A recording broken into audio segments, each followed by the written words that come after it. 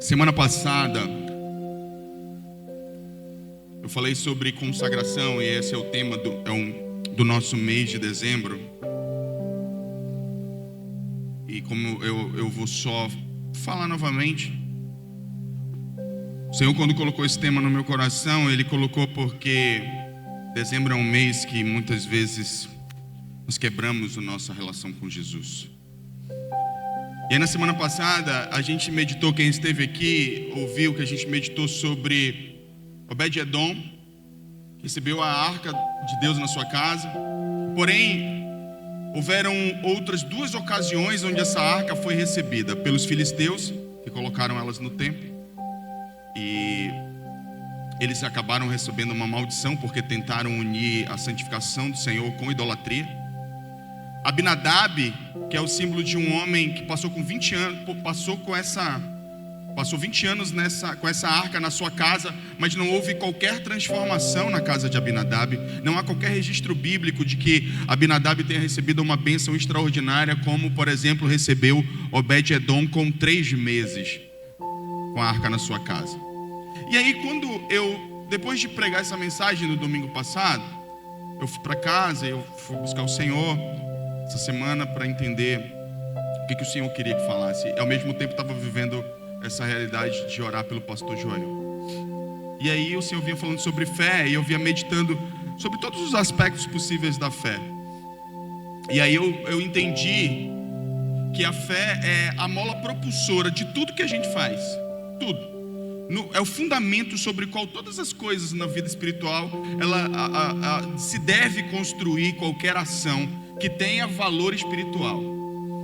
Por exemplo, quando Obed-Edom recebe a arca na casa, a gente entende que ele honrou a presença de Deus, mas a honra só é possível se houver fé. E eu vou já aprofundar um pouquinho mais esse conceito aqui.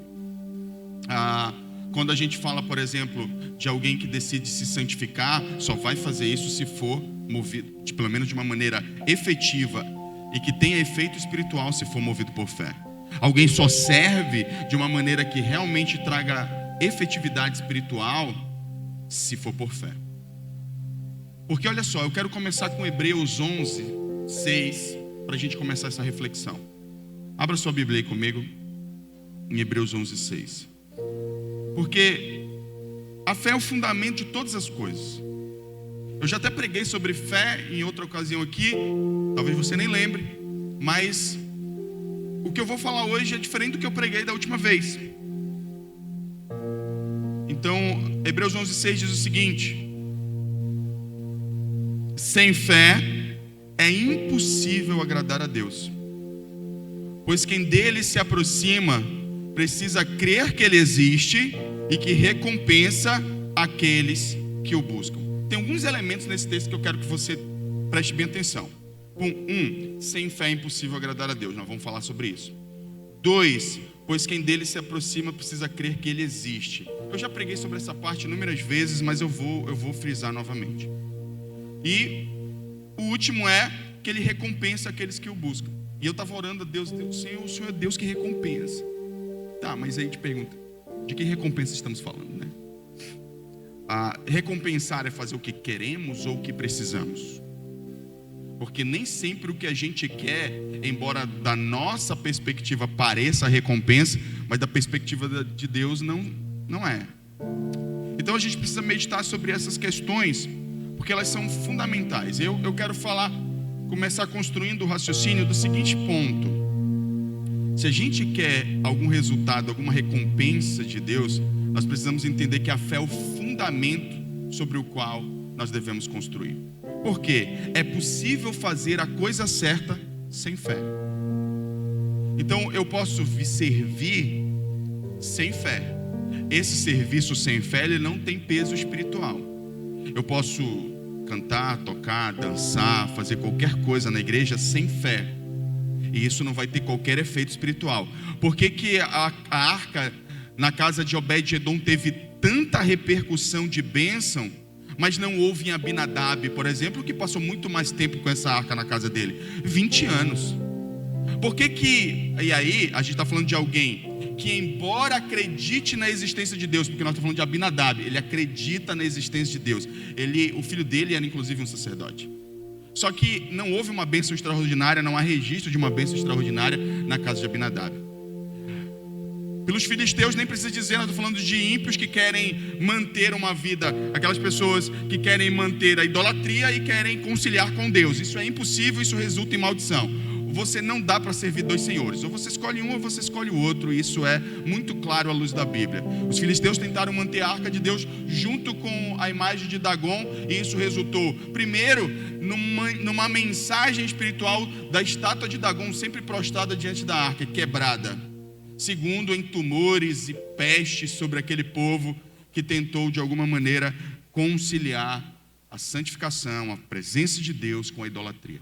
Então, nós temos aqui algumas coisas que me faz refletir bastante. O que realmente faz com que as coisas tenham efeito espiritual é a fé. Nós vamos discutir como é que eu sei que eu tenho fé. Como é que eu sei se estou agindo pela fé? Nós vamos discutir isso no final, mas vamos começar entendendo aqui a palavra de Deus quando ele diz no verso 6 o seguinte: sem fé é impossível agradar a Deus. É importante a gente entender essa parte. Por quê? A maioria de nós talvez entenda isso. Existem duas maneiras de interpretar essa frase. A primeira é: Deus não se agrada de mim, ou seja, Ele não se agrada da pessoa que não tem fé. Então Ele é um Deus que está chateado, que Ele está bravo porque você não crê, e por isso Ele não te recompensa. Isso é uma visão que muita gente tem. Deus não gosta de mim porque eu não creio. Só que essa visão ela entra em conflito com alguns princípios bíblicos, e eu vou já mostrar para você isso. Uma segunda visão, e essa é a visão correta, é a seguinte: por mais que você se esforce para agradar a Deus fazendo coisas, sem fé, você nunca vai conseguir tocar o coração dele. Você nunca vai conseguir agradar. Você serve, você oferta, você lidera, você faz tudo que está ao seu alcance para que Deus te abençoe, para agradar a Deus. Porque a palavra agradar aqui no original, ela tem relação exatamente com ações, com o culto, com a aproximação, com a vida prática. Então é o homem tentando construir coisas de maneira que agrade a Deus. Só que não importa o quanto você produz a nível comportamental, se não tem fé, isso jamais vai tocar o reino espiritual. Ponto. Essa é o cerne da mensagem. É entender que você pode, por exemplo, ser alguém que está aqui, que vem se esforçando muito para agradar a Deus. Só que todo o seu esforço ele não é baseado em fé.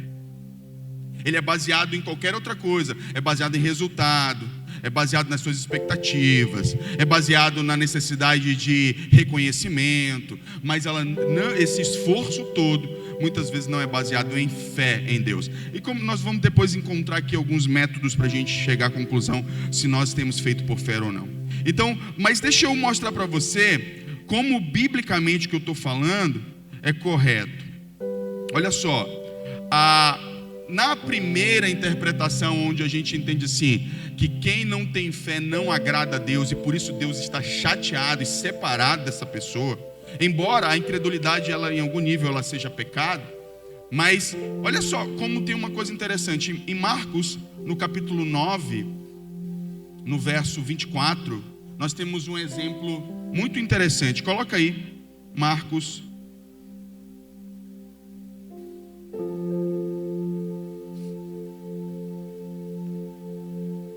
Esse episódio, Jesus ele desce do Monte da Transfiguração e ele encontra então o filho desse homem endemoniado, e o Senhor e os discípulos não conseguem expulsar os demônios dele. E aí o Jesus pergunta dele se ele queria que ele expulsasse. Bota o verso 23 só para a gente ter contexto. Bota o 22 para ter o melhor contexto. Muitas vezes esse é o pai relatando para Jesus o estado do filho. Muitas vezes esse espírito tem lançado no fogo e na água para matá-lo. Mas se podes fazer alguma coisa, tem compaixão de nós e ajuda-nos. Então a gente vai entender que a questão não é se Deus pode ou não pode fazer. Olha o que ele diz no verso: se podes, disse Jesus, tudo é possível aquele que crê. Então a nossa questão aqui Não é se Deus pode ou não pode. É se a gente crê. Agora, esse crer, porque a gente pode ser levado a pensar o seguinte: bom, se eu creio, sempre o que eu quero vai acontecer. Não, até porque alguns dos nossos desejos não estão alinhados com a vontade de Deus.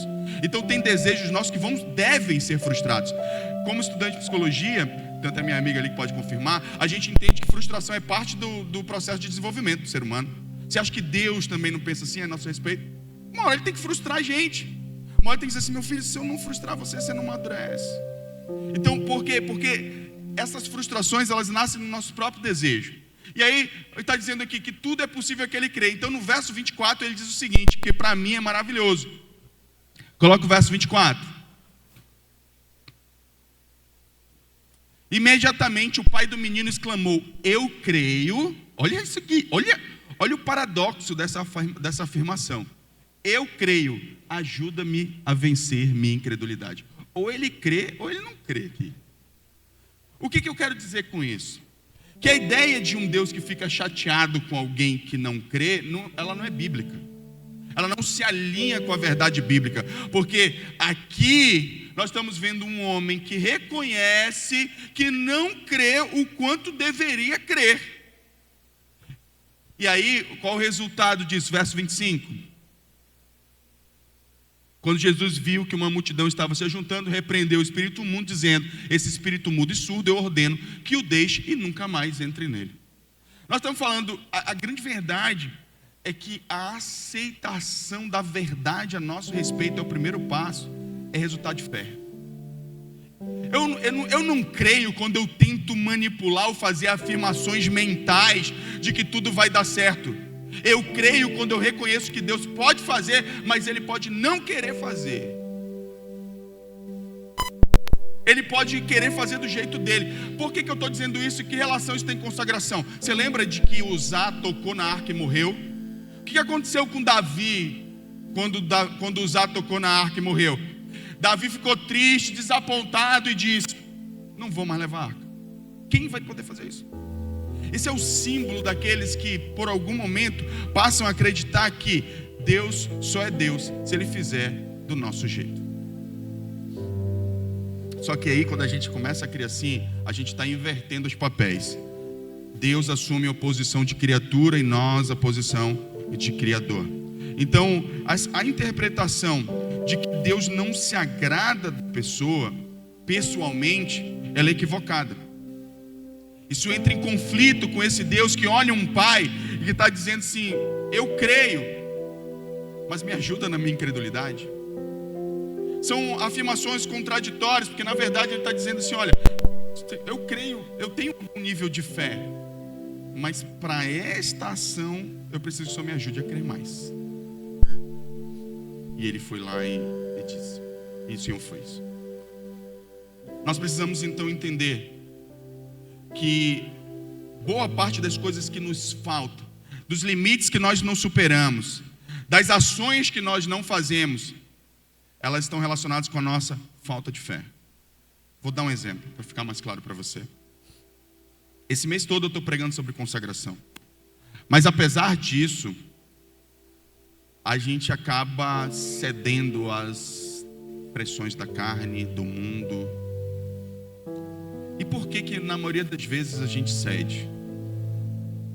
E não estou emitindo qualquer juízo sobre você, mas eu preciso fazer com que você entenda como é que a coisa acontece no reino espiritual. É que no fim das contas, existe um nível de fé que você ainda não acessou. Uma discussão que ela é muito, eu vou falar algo aqui que pode parecer polêmico, uma discussão que é muito comum, por exemplo, para nós que somos estudantes de psicologia e temos fé ao mesmo tempo, é o seguinte: alguém que tem depressão tem demônio? Ou não tem, aliás, alguém que tem depressão não crê em Deus? É uma discussão sempre, que alguém está depressivo é porque não crê em Deus. Lógico que não. Mas existe uma parte da revelação que ela ainda não teve. Porque aqui eu entro na segunda parte de Hebreus 6, 11:6. Porque aquele que se aproxima de Deus precisa crer que Ele existe. Essa é a pior tradução que a gente pode ter para esse texto. Porque no grego original, a palavra existe é ser. Então, se fosse traduzir literalmente, como tem que ser, esse texto seria traduzido assim: aquele que se aproxima de Deus precisa crer que Ele é, não que Ele existe. Por que eu digo isso? Porque crer que Deus existe, todos nós cremos. Só que cada parte da nossa vida ela é segmentada. Existem vários segmentos. Ela tem compartimentos. E tem áreas da nossa vida que elas estão sobre enganos. Por isso que Jesus disse: conhecereis a verdade vos libertará. Para que eu possa ter acesso a determinados milagres de Deus na minha vida, eu também preciso de determinadas revelações específicas. Isso não tem a ver com eu crer em Deus ou não crer em Deus, na existência dele. Eu posso ser muito honesto na minha decisão de crer em Deus, no fato de que eu creio em Deus, mas ainda assim ser muito enganado a respeito do que diz as Escrituras para determinada área da minha vida. Sim ou não? Sim, é completamente possível. Só que é a verdade que liberta, não é saber que Deus existe. É a verdade específica sobre a relação, sobre a situação que você vive. Se você precisa de um milagre no seu casamento, você precisa de uma revelação para o seu casamento. Só o fato de saber que Deus existe não muda o teu casamento. Só o fato de crer que Deus existe não muda a tua relação com o teu cônjuge. Ou muda? Não muda. Se você não lê a Bíblia, por exemplo, eu vou falar de coisas básicas que todos nós sabemos. Se você não lê a Bíblia e não entender por revelação de que, por exemplo, o marido precisa tratar a sua mulher como a parte mais frágil, se ele não recebe uma revelação pessoal desse fato, não importa o quanto ele crê em Deus, ele vai continuar tratando a mulher dele mal. Quanto ele não tomar posse por fé dessa verdade, ele vai continuar sendo um homem que crê em Deus e trata mal a sua mulher. A mesma coisa uma mulher que, por mais cristã que ela seja, se ela não lê na Bíblia que ela precisa honrar o marido dela e ela não tomar isso por fé, ela vai continuar sendo uma mulher que crê muito, mas que não faz o que a Bíblia diz. Isso serve para tudo na nossa vida cristã, para todas as áreas. Portanto, quando eu paro para pensar sobre fé, e que em última análise eu estava lendo Hebreus 5 ou Hebreus 6, que diz o seguinte: quando nós deveríamos já ser mestres, ainda necessitamos de leite espiritual. E aí o Hebreus 6 ele vai dizer assim: olha, eu não vou mais falar de princípios elementares como a fé em Deus, farei isso se Deus permitir. Enquanto eu orava, o Senhor disse para mim: eu estou permitindo você voltar a falar de princípios elementares de fé, porque fé é elementar, só que é algo tão elementar que se perde no meio da religião.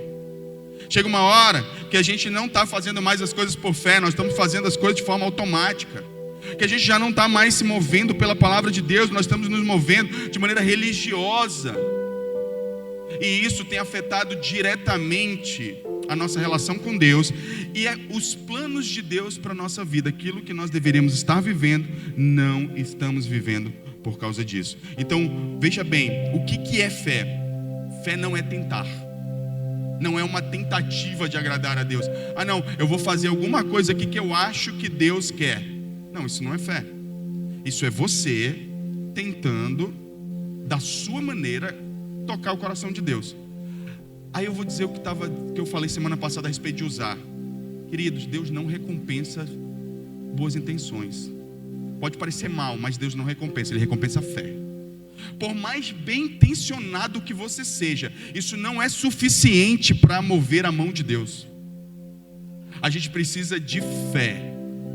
A gente precisa crer. Então não importa o quanto você tente agradar a Deus, se isso não estiver completamente alinhado com a vontade de Deus. E aqui vai a primeira evidência de que eu estou agindo por fé: obediência. Obedecer a palavra de Deus, por mais louco que possa parecer o princípio, por mais esdrúxulo que possa parecer. Não é possível que isso aqui dê. Eu vou usar o casamento de novo como analogia agora, porque quando a gente fala, por exemplo, para um homem que amar a esposa transforma ela, que a Bíblia diz, tem muito marido que não acredita nisso. Muito homem que não tem fé suficiente para dizer, ó, pô, minha esposa é rixosa, briguenta, preguiçosa, sabe? Não faz, vive no celular. E aí ele fica brigando com a mulher dele para mudar, ela não muda. Experimenta amar para ver o que acontece. Só que amar, querido, nesse sentido, vai exigir que você rasgue o seu ego no meio. A mesma coisa para a mulher. Dizer para a mulher que tem um marido que é grosseiro. Eu não estou falando aqui de violência doméstica, estou falando de colocar a mulher em risco, nada disso, porque eu já falei aqui de púlpito que situações como essa, isso, a vida da mulher importa. Quando a vida dela está em risco, isso precisa ser devidamente tratado com os devidos cuidados. Agora, estou falando de mulheres que têm maridos grosseiros mesmo. Ele não é violento, mas é grosseiro, trata mal. Ela queria ser bem tratada, queria ser, sabe, tratada como uma princesa. E o cara, aí a Bíblia diz honra. Aí ela pensa assim, é contracultural, porque eu só honro quem me trata bem. E a Bíblia diz, você honra e depois é tratada bem. É contracultural. Quando é que a gente vai crer nisso? Porque foge à nossa lógica. E quando foge à nossa lógica, a gente se recusa a agir de acordo com o que a Bíblia diz. Então, eu já ouvi de mulheres, por exemplo, nesse sentido, assim, minha irmã, eu sei que seu esposo ele tem seus defeitos. Nem é culto de casais, tá? Mas eu só estou usando como analogia aqui. Eu sei que seu esposo tem seus defeitos, mas ele também tem suas qualidades. Honre seu marido assim mesmo. Mas se honrar, ele vai me fazer de besta. Aí é que ele vai pisar em mim mesmo. Minha irmã, tente a palavra de Deus. Você já tentou? Não, não tentei porque eu tenho medo disso acontecer. Tente. Se não der certo, depois você volta aqui e me diz. Todas as mulheres ou homens que decidiram fazer o que a Bíblia diz não foram envergonhados. Isso serve para tudo na vida. Eu estou usando o casamento porque eu acho que é a coisa mais simples para a gente pode usar como exemplo. Mas para tudo na vida é assim. Inclusive para eu me consagrar a Deus. Por que que eu não oro mais do que eu tenho orado hoje? Por que eu não leio mais a Bíblia? Por que eu não tenho tempo de devoção? Por que eu não jejuo? Por que eu não me consagro? Porque me falta fé para acreditar que todas essas ações, elas produzem de fato um resultado espiritual. Por que eu tenho medo de ser um dizimista, por exemplo? Porque também não creio que aquilo que a Bíblia diz vai acontecer. Fé é o grande problema. Fé não é esforço religioso, não é o esforço de fazer aquilo. Fé, na verdade, vai ser exatamente você acreditar exatamente no que a Bíblia está dizendo, sem qualquer tipo de acréscimo. Quantos estão entendendo o que eu estou dizendo? Veja bem, Hebreus 11, ele trabalha com uma lógica muito interessante, que é, primeiro, fé não é obra, embora produza, mas não é obra. Ela gera, porque as obras confirmam que existe fé naquele lugar. Tiago fala sobre isso. Abel, por exemplo, em Hebreus 11:4 diz que Abel ofereceu um sacrifício. Bota Hebreus 11:4. Eu vou usar o evento de Abel como exemplo para a gente analisar a questão da fé. Hebreus 11:4. Eu já vi várias mensagens sobre a oferta de Abel. Hebreus 11:4. E todas elas falam o seguinte: a oferta de Abel foi melhor do que a de Caim. Por quê? Porque foi uma primícia. E isso é verdade. Mas por que Abel foi capaz de primiciar? Porque ele tinha fé. E quem me explica isso? Hebreus diz: pela fé Abel ofereceu a Deus um sacrifício superior de Caim. Mas o que diz Gênesis? Gênesis diz que ele pegou dos primeiros frutos. O que isso significa? Você consegue fazer a correlação? Está falando que aquela atitude de Gênesis, ela foi motivada por uma fé. Por que eu não consigo primiciar? Porque eu não tenho fé. Alguém que consegue primiciar é porque tem fé. E aí eu estou usando aqui agora o exemplo financeiro de oferta, porque o exemplo bíblico, inclusive é o primeiro personagem bíblico a ser usado como exemplo de fé em Hebreus 11, que é a galeria dos heróis da fé. É Abel. Eu não estou escolhendo aleatoriamente aqui, não. Escolhi na ordem ali. Depois vem Abraão. Não, depois vem Noé primeiro. Acho que depois de Noé ainda vem... Agora eu esqueci, depois eu vejo. Mas o que acontece aqui? que determinadas ações nossas, se a gente ora pouco, lê pouco a Bíblia, se a gente não tem vida de devoção, se o nosso culto, por exemplo, vir para cá, a gente pode vir para cá por vários interesses, mas quantos vieram prestar culto? Quantos vieram e disseram assim: hoje eu vou prestar culto, eu vou adorar o Senhor? Pessoal do Fire que está aí servindo, quantos de vocês, ao sair de casa, pensou: hoje eu vou adorar a Deus com o meu serviço?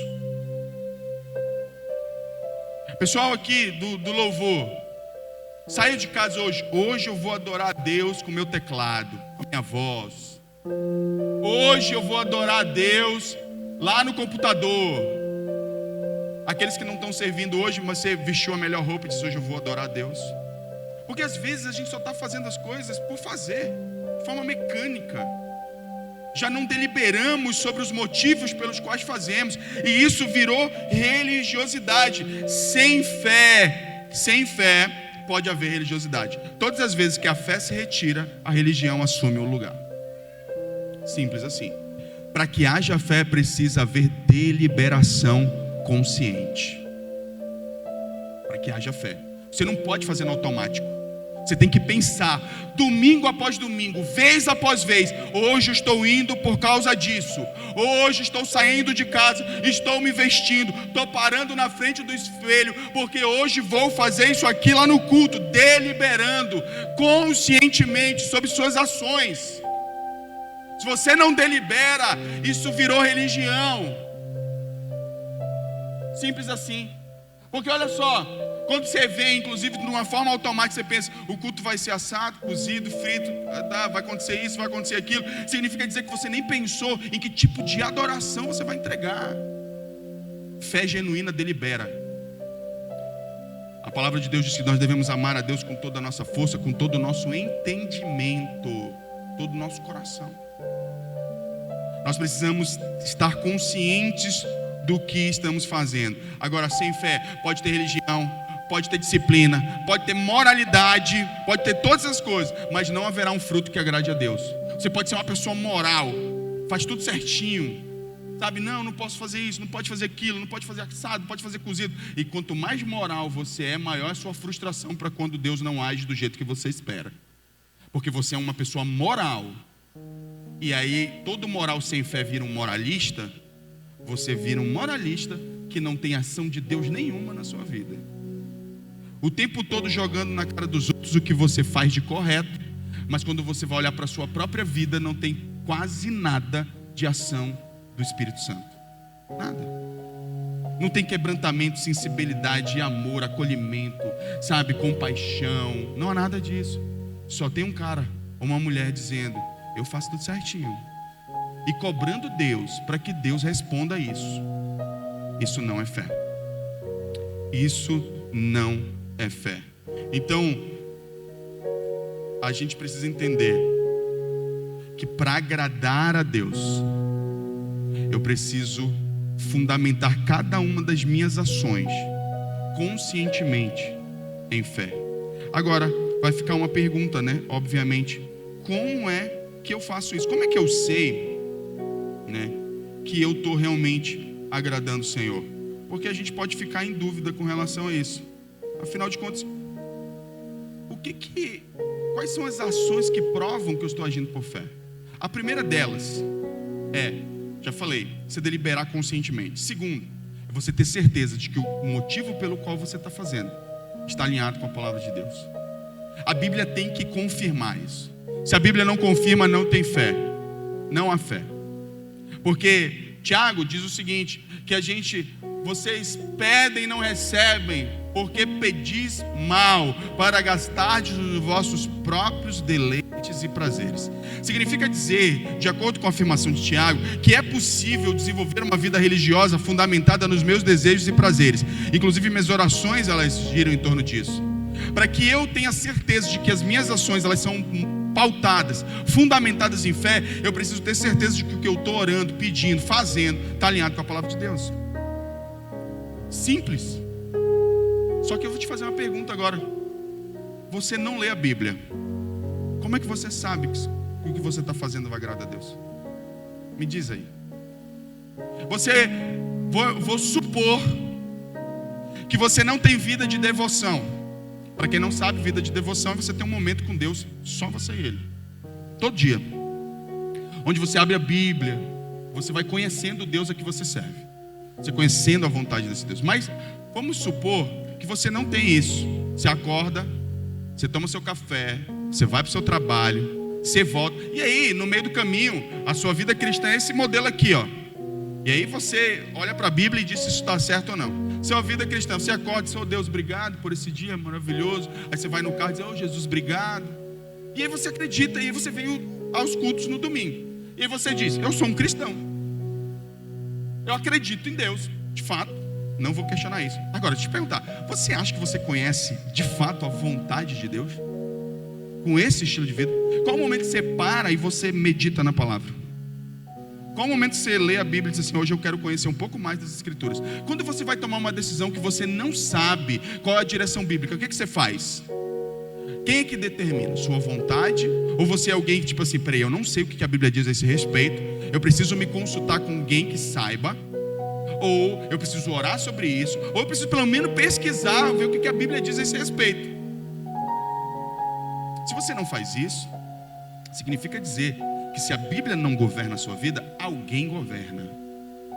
Por mais que você venha à igreja, por mais que você cante as canções, por mais que você sirva aqui, se você não tem vida de devoção e você não busca tomar decisões pautadas na palavra, isso não é em fé.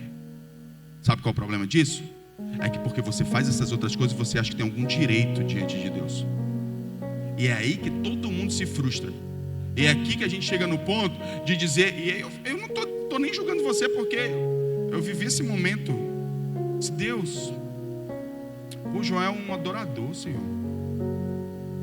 Hoje nós somos pastores, eu estou orando aqui. E diz assim: que te acha de carteirada é essa que a gente dá em Deus? Como se o que a gente fizesse fosse algum tipo de crédito que a gente tivesse com Deus. Irmãos, isso não há qualquer respaldo bíblico. Se alguém podia ter crédito com Deus, se alguém era Paulo. Mas quando ele orou e Deus: Senhor, tira de mim esse espinho na carne, ele disse: Paulo, minha graça te basta. Aí Paulo faz o quê? Me gloriarei então. Aí o Senhor diz o seguinte para ele: o meu poder se aperfeiçoa na sua fraqueza. Lá em 2 Coríntios capítulo 12, 1 Coríntios 12. Aí diz: é assim? Então me gloriarei ainda mais nas minhas fraquezas, para que o seu poder se aperfeiçoe ainda mais em mim. Ele não tem um homem lá. E esse mesmo Paulo, que quando ele começa esse capítulo, ele começa dizendo assim: ele esteve no terceiro céu, ouviu coisas inefáveis. Alguém aqui já ouviu coisas inefáveis de Deus? Alguém já foi ao terceiro céu aqui? Nenhum de nós teve 1/3 da experiência que o apóstolo Paulo teve, mas ele não deu carteirada em Deus. Quando Deus disse não para ele, ele disse: tudo bem, então eu vou fazer exatamente como o Senhor está dizendo para eu fazer. Eu vou me alegrar exatamente no que o Senhor está dizendo para me alegrar. Naquilo que me entristece, naquilo que me envergonha, eu vou continuar me alegrando. Irmãos, nós temos fé? Pergunte, responda essa pergunta: você tem fé? Olhando para os exemplos bíblicos de fé, eu queria até ter tempo, mas não vou ter, para eu pegar a lista de Hebreus 11. Nós temos homens que construíram arca sem ver chuva. Nós temos homens que saíram da sua terra sem qualquer direção por fé. Nós temos homens que peregrinaram por fé. Temos uma mulher que negou sua própria nacionalidade por fé. Entrou na genealogia de Cristo, ela. Nós temos vários exemplos de fé. Do que a Bíblia chama de fé é aquilo que a gente faz conscientemente, alinhado com a vontade de Deus, depois de uma deliberação consciente, e decide: isso aqui é o correto, é o que agrada a Deus e eu vou fazer. E é isso que é fé. Fé, no final das contas, vai ser negar suas vontades. Fé, no final das contas, fé verdadeira. Irmão, desculpa, vou falar aqui, se você ficar chateado comigo, eu só peço que você depois me perdoe, que é o único caminho que você tem, porque você é cristão. Mas não adianta você ficar colocando num status que você crê em Deus, que você, Deus é meu tudo. Não, se na prática, quando você tem que dizer não, você não diz não. Não adianta. Mas eu volto a dizer, o pior de tudo é o que você concebe no seu coração, porque você acredita que você é alguém que é do bem, que faz a coisa certa. É de que Deus tem a obrigação com você. Não há qualquer evidência bíblica disso. Eu quero só lembrar uma coisa. Os 12 apóstolos, todos eles morreram de maneira trágica, com exceção de João, que morreu velhinho na ilha de Patmos. Todos os outros. Pedro foi crucificado de cabeça para baixo. Aí eu pergunto para você, ele não... Que Deus ele serviu? Que Deus ele serviu? Diga. Paulo foi decapitado. Os cristãos do primeiro século eram mortos em arenas, queimados em postes. E nós estamos ofendidos.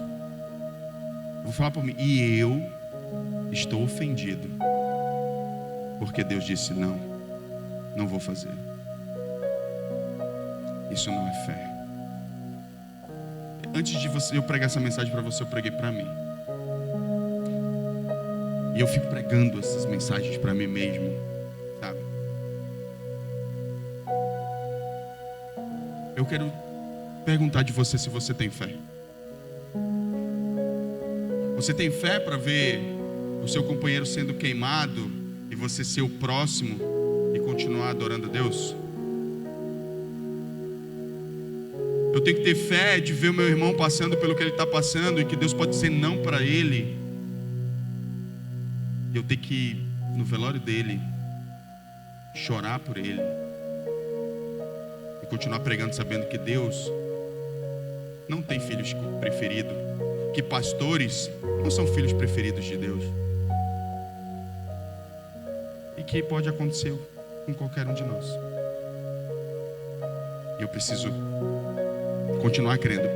E aí eu finalizo com eu vou só citar, eu não vou nem ler, com a maior declaração de fé da Bíblia para mim, é a de Sadraque, Mesaque e Abednego, quando eles estão diante do rei Nabucodonosor, que ele ordena que eles se ajoelhem, e ele diz: nós não vamos nos ajoelhar.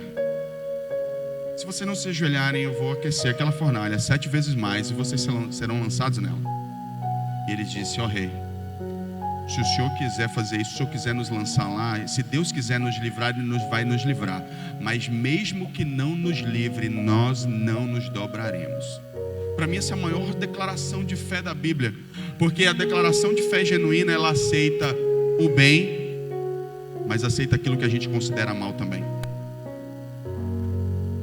Sadraque, Mesaque e Abednego tiveram ali um livramento sobrenatural, mas eles decidiram continuar crendo mesmo se não houvesse.